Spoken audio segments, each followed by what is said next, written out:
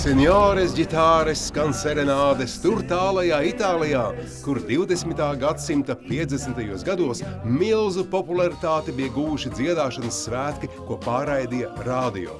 Eiropā eksperimentālā kārtā līdzīgu pasākumu nolēma translēt arī televīzijā. Eksperiments slēpās apstākļī, ka pārraide tika nodrošināta vairākās Eiropas valstīs vienlaicīgi.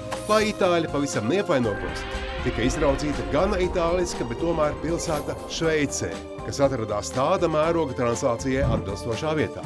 1956. gadā no Lugano gaisā gāja pirmais Eirovīzijas dziesmu konkurss. Tajā startēja 7 valstis, katra ar 2 skaņdarbiem dzimtajā valodā. Par pirmā konkursa uzvarētāju valsti kļuva Šveice. Kā uzvarētāja no Eirovīzijas skatuves ir nokāpusi apvienība ABBA, Selīna Diona un arī mūsu Marija Ann jeb Marija Naumova 1-2 gadus pēc tam, kad Latviju pirmreizīgi Eirovīzijā pārstāvēja grupa Prāta Vētra.